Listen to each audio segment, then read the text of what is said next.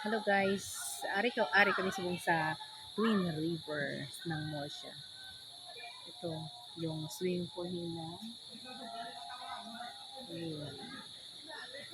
May para sa mga adult at saka sa pang baby. May mga cottages din sila.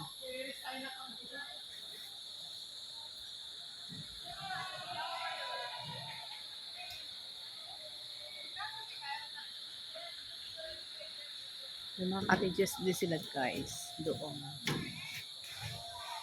Ayun, 500. 500 yung cottages nila.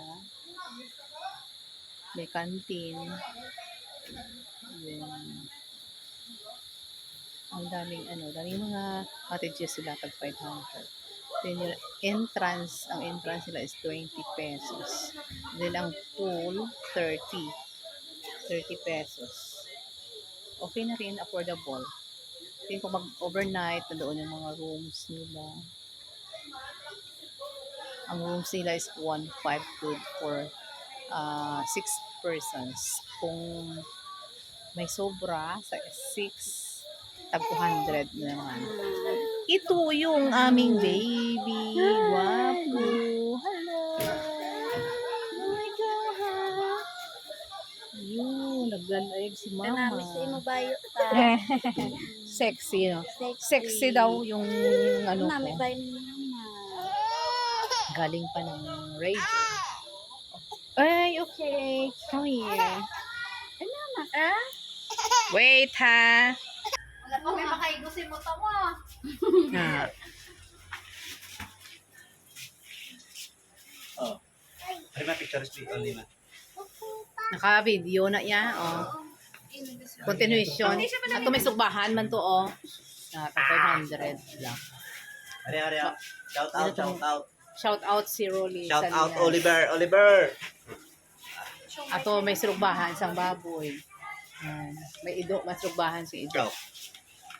Ayun, ito muna. Kasi hindi pa Ito muna, naluto kahit yung diin. Kahit diin, yung para pork barbecue. makanto tayo doon. Oh, si Ira. Ira, say hi. Hello. Ayun. Ang mga bisita. Ay, may ido lang. Ito lang muna ang namin kay nagluluto pa.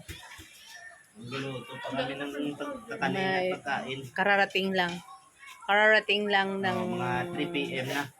3 p.m. tapos mag-overnight. At papunta na Tag kami 1.5 sa lang ang pool, magkano nga? 1.5 no? Overnight. dito lang Oh, good tayo for 6 sa persons. pagkain ng ano.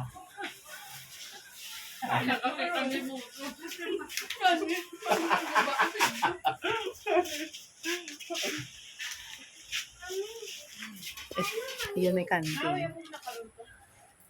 Canteen nila. Pero uli man na. Ang swimming pool malapit lang dito. Uli ako. Paano mo? Basta may sungaw daw.